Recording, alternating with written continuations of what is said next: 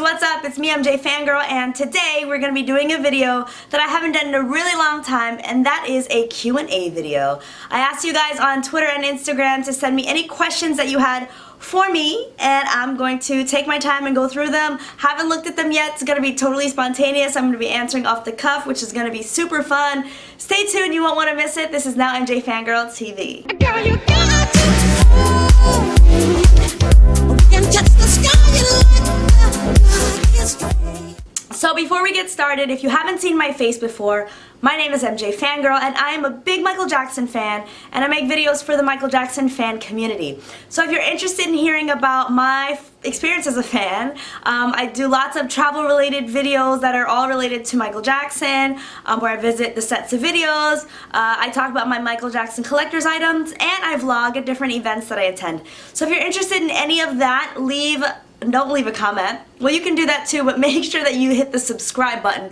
And also make sure that you're hitting that notification bell so that YouTube alerts you every time I make a new video. I'm gonna keep it real with you. I just came back from the gym, so I got my protein shake. I got my phone here because I'm checking out my Instagram list of questions.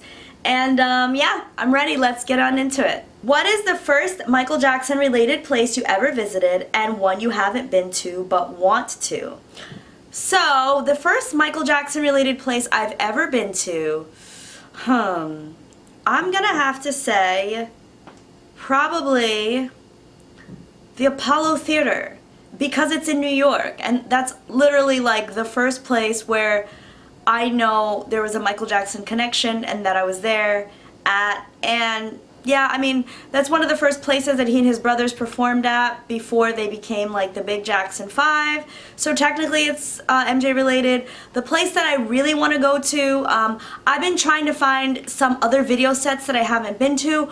One of the places, most notably, is the set of the Jam video. I really want to find that building. It was shot in Chicago. I want to find that building if it's still up, and if it's still there, I'd love to go and do a walkthrough of that. So leave me a comment if you guys know anything about that or have any leads. I've been doing a lot of research and haven't come across it yet, so let me know if you have any information on that. What are some of your favorite sources for Michael Jackson news and updates? One of them is MJ World Network, for sure. That's like the best place to me for news. It's totally unbiased. They just speak straight facts. I love it. They do lots of really great updates. I also follow MJJ Legion on Twitter. They have great updates and they have great reminders of like different anniversaries and special significant days in Michael's career, so I love to follow them as well. Have you heard of Michael Trapson? Yes, I have heard of Michael Trapson. I actually have even seen Michael Trapson perform once. I'm gonna insert a picture of us here. But yeah, I've gotten a chance to meet Michael Trapson. Super, super cool. I love that he is representing for like that Victory era, Thriller era. So much love. Yeah, I remember that he had that big hit. What was it? Billie Jean and I Dab or something like that. It was really fun. When did you start collecting Michael Jackson stuff? I started collecting Michael Jackson stuff as early as middle school, probably. That's when I started really getting into like the Jacksons and the Jackson 5. So I remember some of the first items I collected were like, they had these like Right On magazines that were like, Right On magazine was a big magazine in the 70s that was kind of like black popular culture magazine, and they featured a lot of the acts that were out at the time. Jackson 5 were like on the cover and on the centerfold and stuff a bunch of times. So I remember I started off with those. I slowly graduated into inheriting some of my dad's tour books and the like, because he is also a big Michael Jackson fan. So I started kind of collecting small things here and there and asking for DVDs, and it just like escalated from there. When I was in high school, actually most of my money that I was earning on the side was going towards my Michael Jackson collection. So a lot of times you guys ask me questions, where did I get this or that, and I don't know, because a lot of them were purchased at secondhand stores, purchased from other fans, purchased on eBay, or it was just so long ago that I just don't remember, and I'm not sure where you could find them now. But yeah, long story short, I started collecting in middle school, which is about 20 years ago, a little less than 20 years ago. What are some of the greatest joys this fandom and being a fan brought to you? And what do you say to young teenage fans who are judged for being Michael Jackson fans? Have you ever been judged negatively for being a Michael Jackson fan? One of the greatest joys that being a fan has brought me has just been like a sense of community. Growing up, I will be honest with you guys, like I just want to be totally transparent. Like I had many times where I felt like very alone and like no one really understood me, and I wasn't relating like with people the way that I wanted to. Like I'd be like here and they'd be like a level lower or a level higher. Like we would just never meet at eye level, and that was hard for me growing up. And when I got into meeting Michael Jackson fans, like I just felt like understood, and I felt that there was a sense of community of people that understood each other that maybe no one else did, and I didn't feel like an outsider anymore. And that's been one of the greatest joys that this fandom has brought to me, has just been like the gift of like friendship and like the gift of love that I hadn't really experienced outside of it. And I know to a lot of people that might seem silly, right? Because you have friends outside of Michael Jackson. I have friends outside of Michael Jackson, but I tend to gravitate towards people who love Michael just because that's where I feel most at home. That's where I feel most accepted and most understood, and I love it. And I'm so, so grateful that I'm a Michael Jackson fan, because without it, I wouldn't have met so many, many amazing people. So the second part of that was, have you ever been judged negatively for being a Michael Jackson fan, and what do I say to young fans who are being judged? So I want to let you guys know this. I was judged even in the 2000s for me being a fan and a young fan. I used to be on forums. There was no social media really, but I used to be on forums, and people would be like, oh, well, how old are you again? Like, you weren't around when this is out, or like Invincible, like you weren't around when Dangerous was out, or whatever. People would like MJ fans are one thing you guys have to understand is, if you're a young fan, teenage fan, be proud of the fact that you love Michael Jackson, and don't let anyone take that away from you. I think it's amazing that Michael Jackson has a fandom that's ever growing and ever evolving. A lot of artists don't have that. I think that a lot of times fans just have like this ownership over their own fandom, where they need to feel like they know more about Michael than other fans do. And I'm just gonna tell you guys, please don't let that get to you. It's hard, I'll be honest with you. Even I get it. And I've been a fan for many, many years, and you'll hear people that were, teenagers when Thriller came out, or, were able to go to a bunch of the Dangerous tour dates. They'll talk about how, oh, I don't know this and I don't know that. And it's like, after a while, you just have to brush it off your shoulders, and you have to realize that every fan wants to feel like a certain ownership over their fandom. And I think sometimes they kind of project that onto other fans, and it's unfair, because I think Michael would be so, so proud. He would be totally smiling down on the fact that like so many new people are discovering him, and he would love that young kids and young adults are discovering him, and we're just carrying this on for generations and generations. So don't feel alone. I've definitely been judged negatively. I'm still getting judged negatively. Sometimes I get DMs and comments and stuff where people are like, oh girl, like, yeah, you weren't around, give it up, whatever, back in the day. And those comments get deleted because I have a no tolerance policy for people writing nasty things. But I just want you guys to know that you're not the only ones. Definitely feel proud of being a fan. Michael would have been super, super happy. He loved all of his fans, and I think that he would still love all of us regardless of age. What is your earliest memory involving Michael Jackson? Okay guys, this is a really, really good one. My earliest memory is I had a poster on the back of my door in my nursery, or my childhood bedroom. And the earliest memory I have, and my mom will probably tell you that I'm crazy for remembering this, but it's true.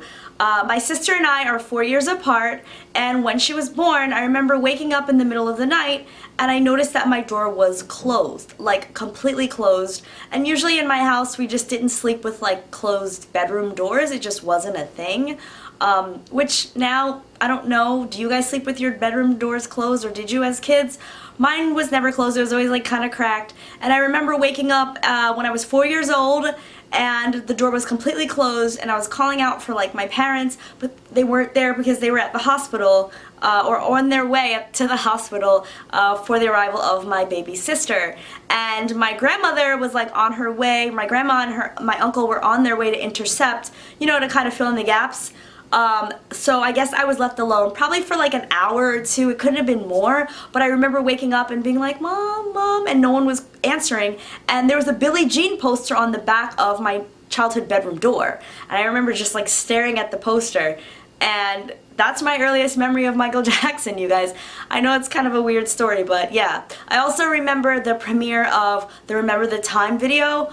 And when was that? 91, 92? Around that time, so I must have been 5 years old, but yeah, it was just really cool. It came on Fox, and yeah, those are my earliest memories of Michael. If you could go back in time and attend any Michael Jackson tour, which one would it have been? Hands down, Triumph Tour. I'm like a big Triumph Tour fan. I love the Jacksons live album, and just that energy and that excitement that Michael had being on stage. I don't think I'd trade it for anything in the world, so definitely Triumph's Tour. What is your favorite short film from the Dangerous album? Probably Remember the Time. My two favorite short films of all time are Remember the Time and Leave Me Alone, so by default it's gonna be Remember the Time. Do you think about the posthumous albums? Alright, so I'm not sure if that means do I think or what do I think about the posthumous albums. I'll be honest with you guys, I don't listen to them as often as I listen to the other albums, just because I have a lot of memories associated with growing up with that music, and that's why I just tend to gravitate more towards it. There are a lot of songs that have come out since Michael passed away that I love. I love Best of Joy. I love Chicago. I love Loving You. Like, those are songs that I love Much Too Soon. Those are songs that I really, really enjoy. I love Michael's vocals on them. And I know that there's kind of like this stigma and like whatever attached to the posthumous albums, and rightfully so, right? Michael's not here. He didn't have a hand in making sure that the I's were dotted and the crosses, the T's were crossed or whatever. He didn't have that. It doesn't have that special Michael Jackson touch. But at the same time, it's still Michael's voice, and I just feel like it's kind of like, I don't know, maybe it's cheesy, but I kind of feel like it's a blessing to still be able to have songs where we can hear him, and maybe if it's just not in the way that he wanted it to be, but yeah, we still have it. So that's what I think about the posthumous albums. Do I love them? Not really, but there are definitely a few tracks that have come out since he's passed away that I definitely have on a constant rotation. What location would you like to visit next where Michael has filmed a short film? I've kind of answered this already, but definitely where he filmed Jam in Chicago. What Michael Jackson song can't you listen to without getting emotional?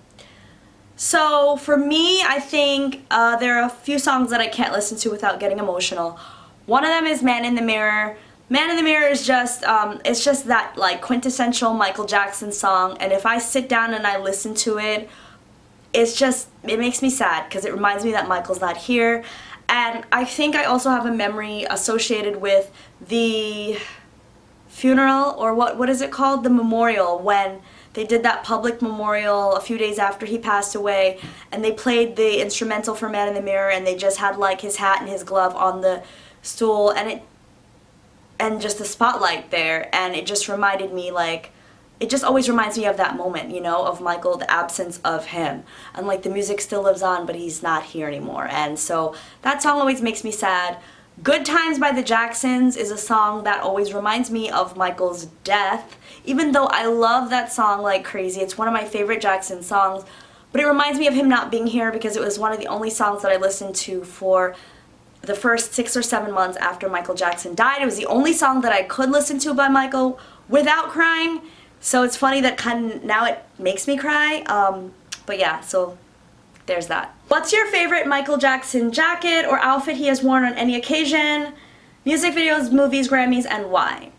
So my favorite outfit of Michael's, hands down, is the outfit that he wore to the 1993 Grammys. He had like an all-white suit on.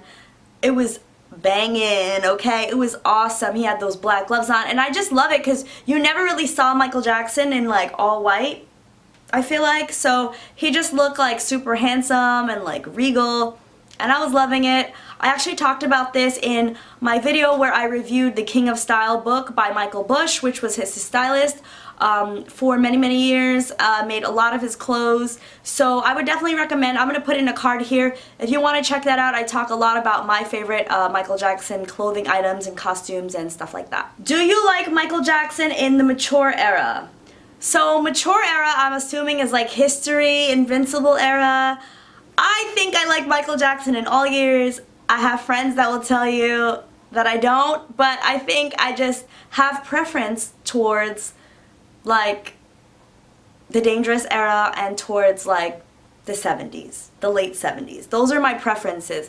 But I love Michael Jackson of all eras, and mature era is special to me because it reminds me of the anticipation of waiting for Invincible to come out and the years where I saw Michael Jackson perform live and I got to just be a part of a new album being out, you know? So I love the mature era for that reason, and just because that's the era when my fandom was at its height, when I had things to look forward to, because I was like in the fan community and I was like in it at that point, like really in it. So yes, I have love for the mature era. Can you tell us some more about yourself besides Michael Jackson? Okay. Yeah, I haven't really talked that much about myself on the channel, and I feel like that's so weird.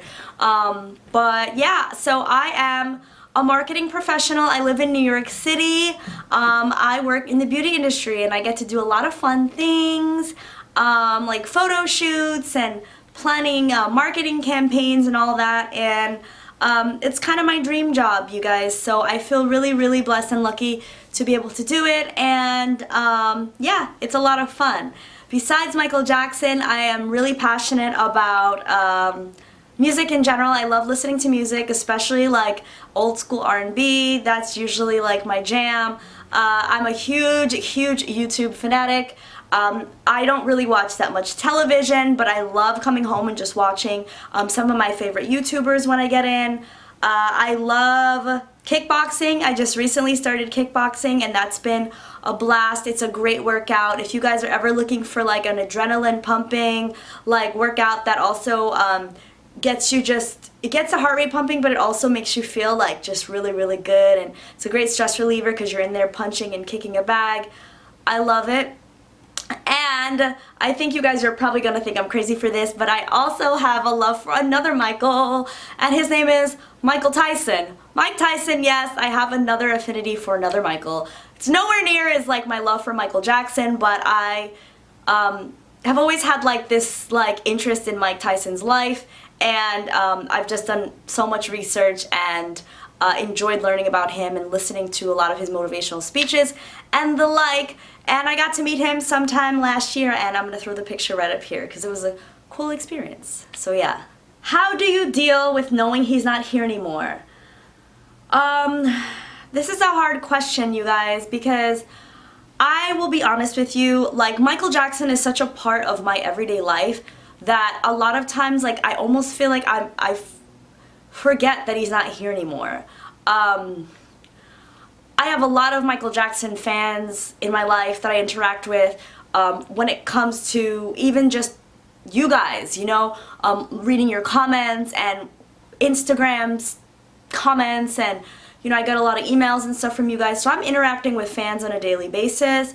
I'm also listening to Michael very frequently, and a lot of what's going on in my mind is related to Michael Jackson. You know, I'm creating content on here. I'm constantly trying to learn more and to gain more inspiration for new videos, and just you know, furthering my journey, my personal journey as a Michael Jackson fan. You know, I just always want to learn more and dig deeper into his art, and so a lot of times I forget that Michael's not here, but there are those times where I'm just like, I'm watching a concert or I'm watching a clip and I'm just like, man, like I can't believe Michael's not here anymore, and it hits me, and the way that I deal with it is just by listening to his music and just remembering what he said and just remembering that, like, I think one time he said the goal isn't to live forever but to create something that will. And I think that Michael has said numerous times that if we want to feel closer to him,